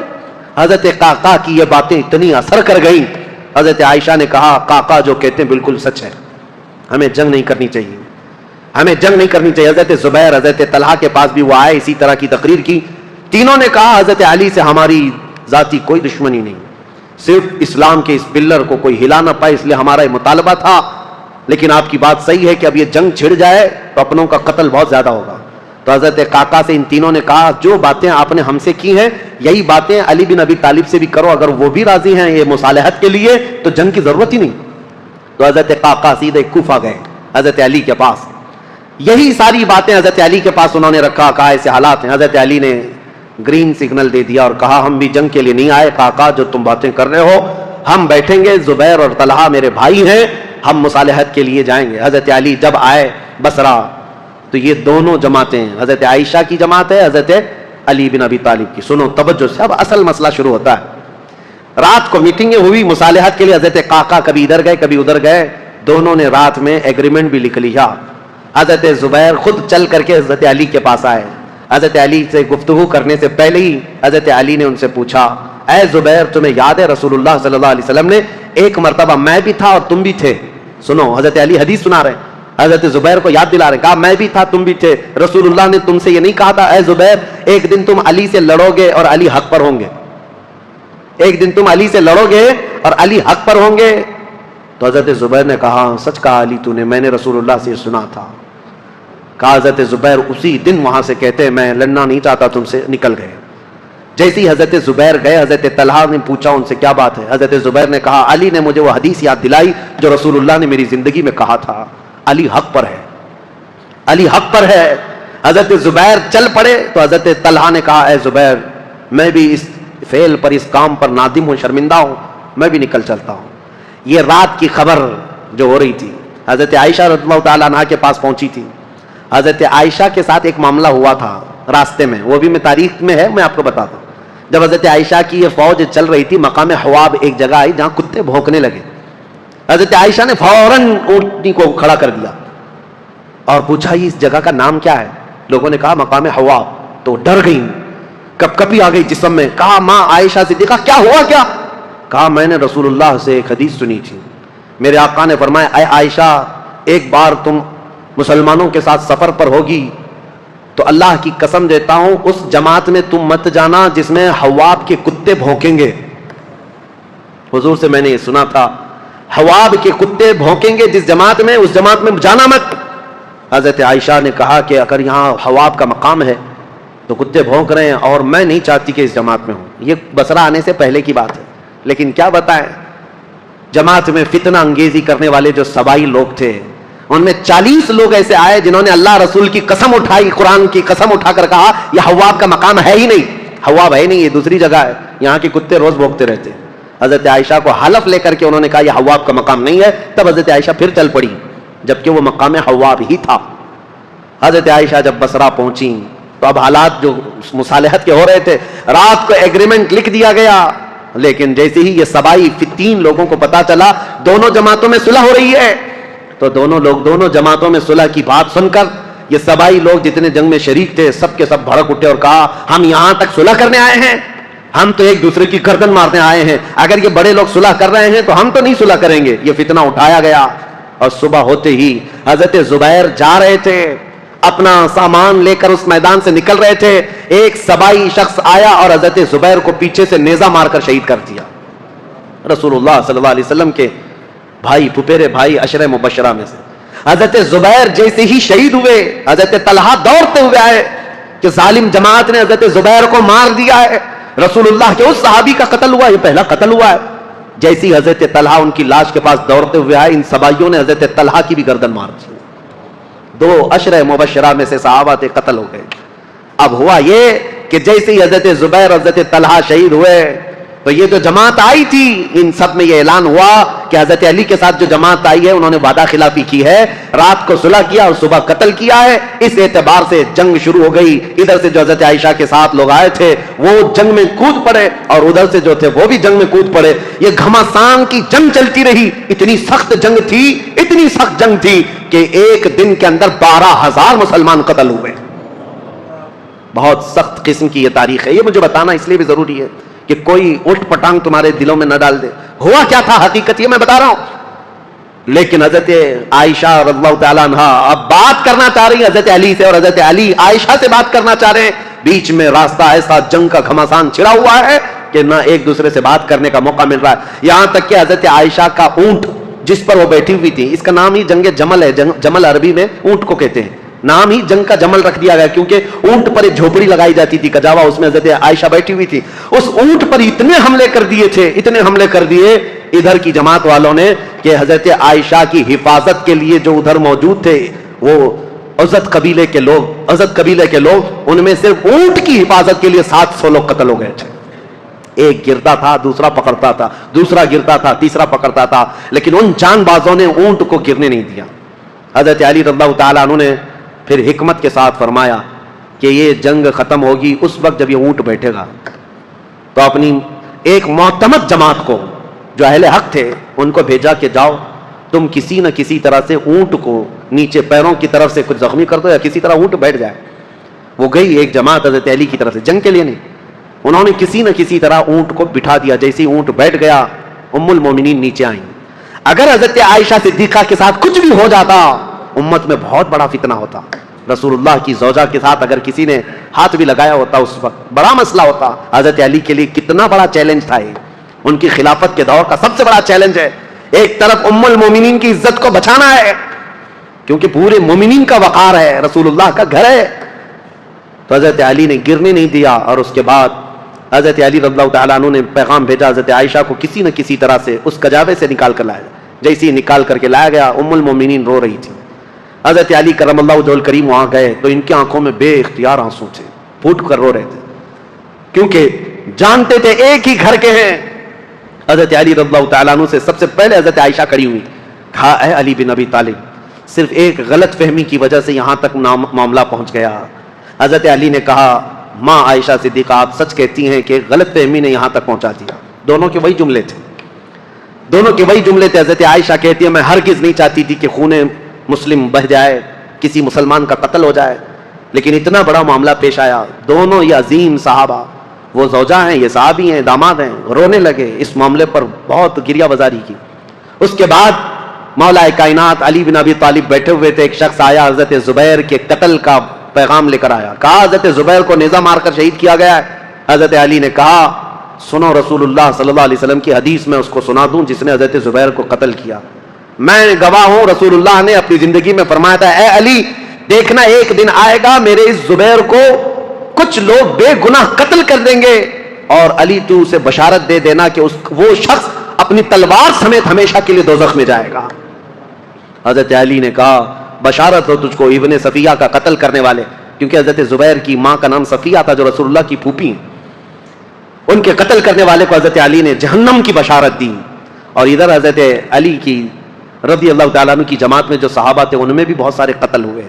لیکن میرے عزیزو یہ غلط فہمی شیطان کی طرف سے ڈالی ہوئی سبائی فتنہ کتنا ڈینجر ہے آپ کو میں بتاؤں. اسی لیے کفار و مشرکین سے لڑنا آسان ہے, لیکن جماعت میں موجود غداروں سے اور منافقین سے لڑنا بہت بڑا چیلنج ہے, بہت بڑا چیلنج ہے. اسی لیے ہمیشہ سترک رہو, ہمیشہ محتاط رہو کہ تم اس دین پر قائم رہو جس پر اللہ اور اللہ کے رسول نے اپنے صحابہ کو چھوڑا ہے. اس کے علاوہ کوئی دوسرا راستہ امن والا ہے نہیں. یہ جنگ جمل ہے, اس کے بعد دونوں کے درمیان مصالحت ہو گئی اور پھر حضرت علی رضی اللہ تعالیٰ عنہ کوفہ واپس چلے گئے. حضرت عائشہ صدیقہ رضی اللہ تعالیٰ عنہ واپس مکہ مکرمہ آئیں. یہاں تک کہ میں آپ کو بتاؤں حضرت عائشہ جب نکلی تھی تو حضور کی ساری بیویاں, حضور کی ساری ازواج حضرت عائشہ کے ساتھ جا رہی تھی, لیکن جب حضرت عائشہ بصرہ جانے لگی تو حضور کی ساری ازواج وہاں سے نکل پڑی, کوئی ساتھ نہ آئی. اب اس معاملے کو میں آپ کے سامنے رکھتا ہوں میرے عزیزو, اے سنیو. پہلی بات تو یہ ہے ہم میں سے کوئی اس لائق نہیں کہ ان دو جماعتوں میں کسی ایک کو کے لیے فیصلہ کر سکے. کیا آپ میں سے کسی کی اہلیت ہے؟ کوئی اس لائق ہے کہ کبھی حضرت علی کے بارے میں فیصلہ دے یا حضرت عائشہ کے بارے میں فیصلہ دے جب تمہیں پتا ہے میری حیثیت ہے ہی نہیں؟ ارے ماں باپ لڑ جائیں تو بچے کی یہ حیثیت نہیں ہوتی کہ ماں باپ میں فیصلہ کرے. وہ تو امت کے ان کبار لوگوں کی بات ہے جو رسول اللہ کی شرف صحابیت حاصل کیے ہوئے ہیں. پہلی بات اپنی زبان کو لگام دینا. یہ ہوا تھا تو یہاں ایسا نہیں ہونا تھا, وہاں ایسا نہیں ہونا تھا. یہ کوئی گھر کا حادثہ نہیں ہے, کسی گلی محلے کا حادثہ نہیں ہے. یہ دو جماعتیں صحابہ کی, دونوں جماعتیں جن کے متعلق قرآن کی آیتیں ہیں رضی اللہ عنہم ورضوا عنہ, اللہ ان سے راضی ہوا اور وہ اللہ سے راضی ہیں. وَكُلًّا وَعَدَ اللَّهُ الْحُسْنَى 27 پارے کی آیت ہے. اللہ نے فرمایا ان سب سے اللہ نے جنت کا وعدہ فرمایا, جنت کا وعدہ فرمایا. غلط فہمی سے ہونے والی یہ جنگ اگرچہ کئی مسلمانوں کا قتل ہوا لیکن اس پر اللہ کریم کی بارگاہ میں فیصلہ ہوگا اور رب العالمین احکم الحاکمین یوم قیامت یہ فیصلہ فرمائے گا. اور اسی لیے اے لوگوں اپنی زبانیں دراز کر کے خود فیصلہ دے کر کہیں تم اپنے ایمان کو خراب مت کر لینا, کہیں اپنی آخرت کو خراب مت کر لینا. اب آئندہ سے میں آپ کو بتاؤں جنگ جمل اور اسی طرح کی حضرت امیر معاویہ کے ساتھ ایک جنگ ہو گئی جنگ صفین. اس کو تذکرے کی ضرورت نہیں لیکن حقیقت میں وہاں پر بھی یہی غلط فہمی ہوئی تھی. حضرت امیر معاویہ چونکہ اعلان کر چکے تھے خون عثمان کا بدلہ لینا ہے, وہ بھی ملک شام سے آئے اور ایک جگہ پر حضرت علی رضی اللہ تعالیٰ عنہ کی فوج اور ان سے ٹکراؤ ہوا, اس میں بھی جنگ ہوئی لیکن دو صحابہ کو حکم بنایا گیا, ایک حضرت عمر بن عاص اور ایک حضرت ابو موسیٰ اشعری. حضرت ابو موسیٰ اشعری حضرت علی کی طرف سے تھے, حضرت عمر بن عاص امیر معاویہ کی طرف سے تھے. سارے دونوں جماعتوں نے ان دونوں کو حکم بنایا اور کہا یہ جو فیصلہ کریں گے اس پر دونوں جماعتیں راضی ہوں گی. حضرت عمر بن عاص اور حضرت ابو موسیٰ اشعری نے دونوں نے آپس میں بات چیت کر کے ایک صلح نامہ بنایا, ایگریمنٹ بنایا, کیا کیا ہوگا آگے, کس کس طرح سے معاملات طے کیے جائیں گے. اس پر دونوں جانبین کی دستخط ہوئی. حضرت امیر معاویہ بھی ملک شام چلے گئے, حضرت علی بھی کوفہ گئے. جنگ نہیں ہوئی, یہ جنگ صفین, اس میں صلح ہوئی ہے لیکن سبائی فتنہ یہاں پر بھی کام کر گیا. انہوں نے ایک نئی جماعت کھڑی کر دی, خارجیوں کی جماعت. انہوں نے یہ کہا علی نے بھی کفر کیا ہے, امیر معاویہ نے بھی کفر کیا ہے. دونوں کے بارے میں کہا, کیوں؟ کہا دونوں نے حکم بنایا, اپنا فیصل بنایا اور حکم صرف اللہ ہے, حکم صرف اللہ ہے. لا حکم الا للہ آیت پڑھتے تھے اور کہتے تھے قرآن میں تو ہے اللہ ہی حکم ہے, اللہ کے علاوہ کوئی حکم نہیں. حضرت علی نے اس کے متعلق یہ فرمایا تھا کلمۃ حق ارید بها الباطل, کلمہ تو حق ہے جو کہہ رہے ہیں لیکن اس سے معنی باطل مراد لے رہے ہیں. جیسے آج بھی بہت ساری جماعتیں ہیں آیتوں کو کس پر فٹ کر دیتے ہیں, مشرکین پر اتری ہوئی, مشرکین کے لیے اتری ہوئی آیتیں وہ مومنین پر فٹ کر دیتے ہیں. خارجی ایک جماعت تیار ہوئی جو حضرت امیر معاویہ کی بھی دشمن, حضرت علی کی بھی دشمن. ان لوگوں نے یہ فتنہ اٹھایا کہ یہ دونوں جماعتیں کافر ہو گئی, ہم اپنی جماعت لے کر الگ ہوتے ہیں. اور یہ جماعت ایک پھر نہیں بنی, شیعہ حضرات کے بعد ایک خارجی جماعت. اور یہ جب کافر خود ہو گئے, ظاہر سی بات ہے رسول اللہ کے دو صحابہ کو کافر کہنا خود کافر ہونا ہے. یہ جماعت نکلی, حضرت علی نے ان سے بھی مقابلہ کیا مقام نہروان میں. اور جتنے خارجی تھے یہ اتنے سخت ہو گئے تھے کہ جو بھی مسلمان گزرتا تھا اس کا پورا مال لوٹتے تھے اور اس کو جلا دیتے تھے. حضرت علی کی دشمنی میں مسلمانوں کے دشمن ہو گئے. تو پھر حضرت علی نے ان کے ساتھ مقابلہ کیا اور وہ جتنے خارجی ہوئے تھے ان کو قتل کیا. چند خارجی بچ کر کے وہاں سے نکل کر بھاگے اور انہوں نے اپنی الگ الگ جماعتیں بنائی. اب شدت بدلہ لینے کی شدت انتقام اتنا گھر کر گیا خارجیوں میں کہ 3 خارجی لوگ ایسے ہوئے میٹنگ کیا اور انہوں نے کہا دیکھو یہ روز روز کی جنگوں سے پریشان ہیں, یہ 3 بڑے لوگ جو ہیں علی بن ابی طالب, عمرو بن عاص, امیر معاویہ, ان تینوں کو قتل کر دیتے معاملہ ہی ختم ہو جائے گا. نعوذ باللہ. یہ 3 کاموں کے لیے عبد الرحمن بن ملجم, عمرو بن بکیر اور ایک شخص اور تھا برکہ بن عماد یا کچھ اس کا نام برکہ تھا, یہ 3 خارجی لوگ تھے. میٹنگ کیا, کہا ہم تینوں ایک ہی دن کا انتخاب کرتے ہیں, ایک ہی دن تینوں کو ماریں گے. 3 بڑے صحابہ کو, حضرت علی کو, حضرت عمرو بن عاص کو, حضرت امیر معاویہ کو. ان تینوں نے, حتیٰ کہ یہ جو عبد الرحمن بن ملجم ہے اس نے شادی کی, یہ عاشق تھا ایک عورت کا, اور اس نے شادی میں اپنی عورت کے مہر میں یہ رکھا تھا کہ 12,000 دینار مہر میں دوں گا اور علی بن ابی طالب کی گردن مہر میں دوں گا. قتل مہر میں رکھا تھا. اس قدر دشمنی کوٹ کوٹ کر بھری ہوئی تھی. اور ان تینوں نے ایک تاریخ متعین کی, رمضان المبارکہ کی. 17 رمضان کو تینوں اپنے اپنے علاقوں میں گئے. حضرت علی کوفہ میں تھے, حضرت عمرو بن عاص یہ مدینے میں یا دوسرے علاقے میں تھے, حضرت امیر معاویہ ملک شام میں تھے. تینوں پھیل گئے اپنے اپنے ان منصوبوں کو لے کر. اور حضرت امیر معاویہ حضرت عمرو بن عاص کے لیے جو لوگ گئے تھے, ایک برکہ اور ایک جو حضرت عمرو بن عاص کو قتل کرنے والا تھا, یہ تینوں بکیر, عمرو بن بکیر, یہ دونوں جو ہے اپنی پلاننگ میں فیل ہوئے. لیکن عبد الرحمن بن ملجم یہ تلوار کو زہر میں بجھا کر کے کوفہ میں روز انتقام کی آگ میں بھڑکتا رہا. اور حضرت علی رضی اللہ تعالیٰ عنہ ایک رات سوئے ہیں اور خواب میں رسول اللہ صلی اللہ علیہ وسلم کو دیکھا, جیسے حضرت عثمان اپنی شہادت کے دن ایک دن پہلے دیکھے. حضرت علی رضی اللہ تعالیٰ عنہ نے خواب میں رسول اللہ سے عرض کیا, یا رسول اللہ میری امت نے مجھے ٹھیس پہنچائی, آپ کی امت کے کچھ لوگوں نے مجھے ٹھیس پہنچائی. رسول کریم صلی اللہ تعالیٰ علیہ وسلم نے فرمایا, اے علی تم کل کھڑے ہو جانا, ان قریب وہ پوری قوم ہلاک ہوگی جس نے تجھے ٹھیس پہنچائی. رسول کریم صلی اللہ تعالیٰ علیہ وسلم نے فرمایا, اور ان کی زندگی میں ہی یہ حضور نے فرمایا تھا, علی جو جماعت تم سے نفرت کرے گی وہ جہنم میں جائے گی. حضور نے تو منافق کی علامت بھی بتائے, جس کو علی سے بغض ہوگا وہ مومن نہیں منافق ہوگا, زندگی میں فرمایا تھا. تو حضرت علی نے خواب دیکھا, صبح حضرت حسن کو اٹھایا بستر سے, امام حسین کو اٹھایا, کوفہ میں تھے, کہا کہ چلو فجر کی نماز کے لیے جا رہے تھے. اور حضرت علی کی عادت تھی فجر کی نماز کے لیے لوگوں کو جگاتے تھے, ہر گھر سے آواز دیتے تھے زور سے. حضرت حسن اور حضرت حسین کو اٹھایا اور کہا میں نے خواب میں رسول اللہ کو دیکھا ہے, اور رسول پاک صلی اللہ تعالیٰ علیہ وسلم نے مجھ سے یہ فرمایا, وعدہ فرمایا. اور اس کے بعد یہ کہتے ہوئے حضرت علی محراب کی طرف بڑھ رہے تھے سارے لوگوں کو, یہ عبد الرحمن بن ملجم نے حضرت علی کرم اللہ وجہہ الکریم کے چہرے پر وار کیا, اور وہ تلوار سے حضرت علی رضی اللہ تعالیٰ عنہ کے انجانے میں چہرے سے ایسا گھاؤ بیٹھا کہ ایک کے بعد دیگرے کئی حملے کیے نماز پر جانے والے کے لیے. اور اسی وقت حضرت علی رضی اللہ تعالیٰ عنہ کے جسم میں زہر بھی سرایت کر گیا, چہرے سے لے کر حضرت علی رضی اللہ تعالیٰ عنہ کے کندھے تک زخم آیا تھا. آپ زمین پر آ گئے تو آپ کو سارے لوگوں نے اٹھایا. یہ فجر کا وقت تھا, 17 رمضان المبارک کی تاریخ تھی. مولا کائنات علی مرتضیٰ رضی اللہ تعالیٰ عنہ کو گھر لایا گیا تو آپ جام شہادت نوش فرما گئے. اس حیدر کرار فاتح خیبر کی شہادت ہو گئی 17 رمضان کو. مارنے والا قاتل عبد الرحمن بن ملجم, اس کو پکڑ کر کے لوگوں نے ٹکڑے کر دیے تھے اور اس کے ٹکڑے جلا دیے گئے تھے. خارجی تھا, لیکن میرے عزیزوں مولا کرم اللہ وجہ الکریم علی بن ابی طالب کے قتل کے ساتھ ہی اسلام کا تاریخ کا ایک دروازہ بند ہو گیا. یہ ایک ایسا دور تھا جہاں پر خلافت راشدہ ختم ہو گئی. خلفائے راشدین جو 4 ہیں, اور بعض نے حضرت حسن بن ابی طالب کو بھی خلفائے راشدین میں شمار کیا. اب میں یہاں تاریخ کو روک دیتا ہوں اور عرض کرتا ہوں, میرے آقا نے فرمایا تھا کہ میرے بعد 30 سال خلافت ہوگی, الخلافت بعدی 30 ثم الملوک. 30 سال میرے بعد خلافت ہوگی اور اس کے بعد بادشاہت آ جائے گی. اب حساب کرو, سیدنا ابو بکر صدیق کا زمانہ 2.5 سال کا, 2 سال کچھ مہینے.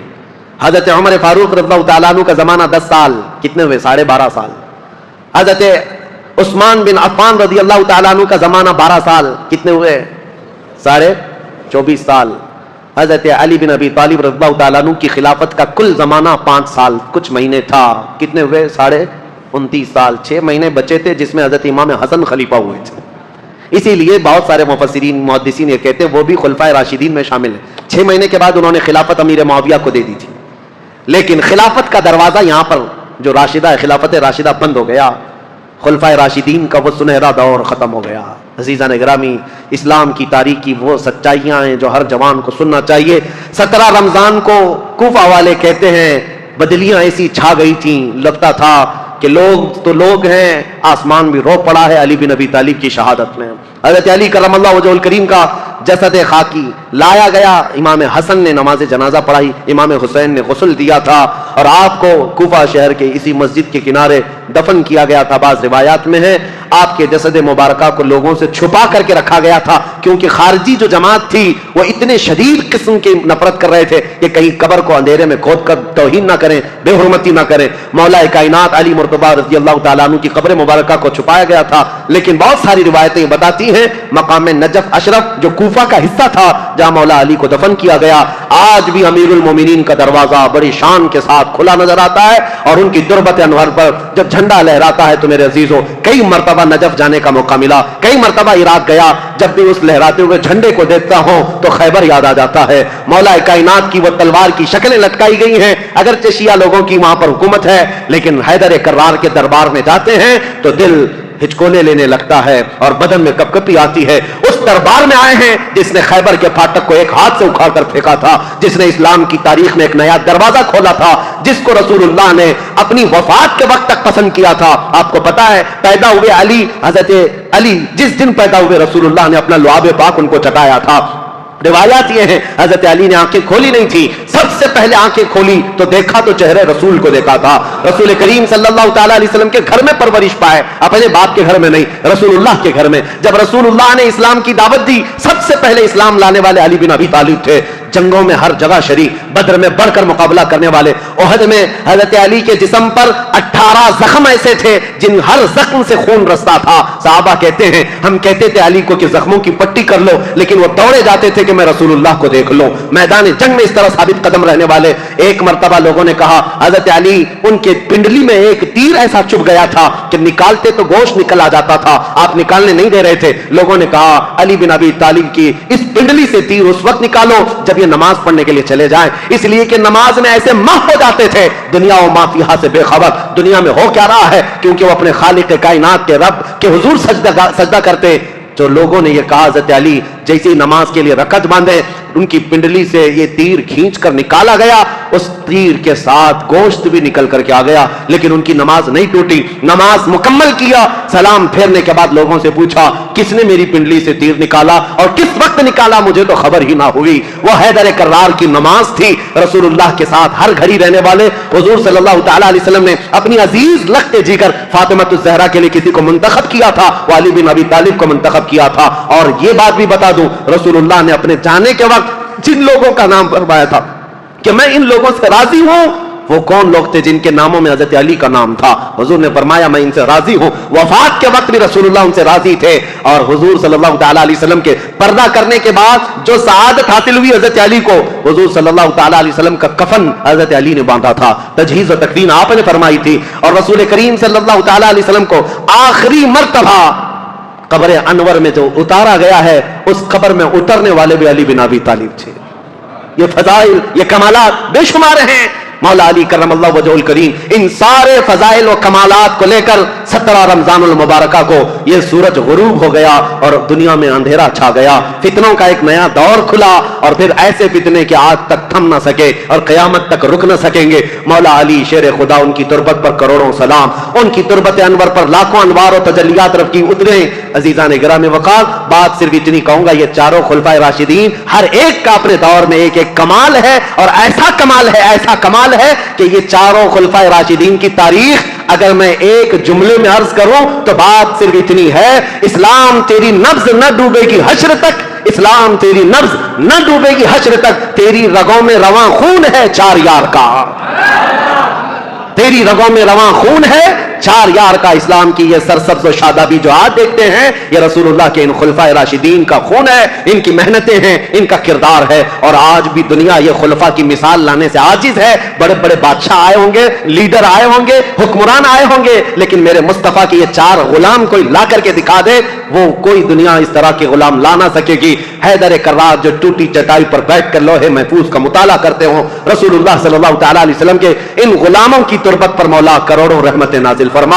اخیر میں دعا ہے مولا تاریخ اسلام کی یہ سچائیاں پوری کائنات میں موجود ہر مسلمان نوجوان کے سینے میں جاگزی فرما دے۔ اے اللہ ہم تیرے دربار میں صدیق اکبر کی صداقت کا صدقہ مانگتے ہیں، فاروق اعظم کی عدالت کا حصہ مانگتے ہیں، عثمان غنی کی سخاوت کا جز مانگتے ہیں، مولا حیدر کرار کی شجاعت کا ٹکڑا مانگتے ہیں، مولا ان خلفائے راشدین کے کچھ حصے صدقے میں ہمیں عطا فرما، اور قیامت تک آنے والی ہماری نسلوں کو ان صحابہ کی غلامی میں زندگی عطا فرما، رسول اللہ صلی اللہ علیہ وسلم کے قدموں میں زندگی عطا کر اور ان کے جلوں میں موت عطا فرما۔ مولا جب قیامت کے دن اٹھائے تو بدکاروں کے ساتھ نہ ہو، مولا ہمارا حشر رسول اللہ کے ان صحابہ کے ساتھ عطا فرما۔ وآخر دعوانا الحمدللہ رب العالمین۔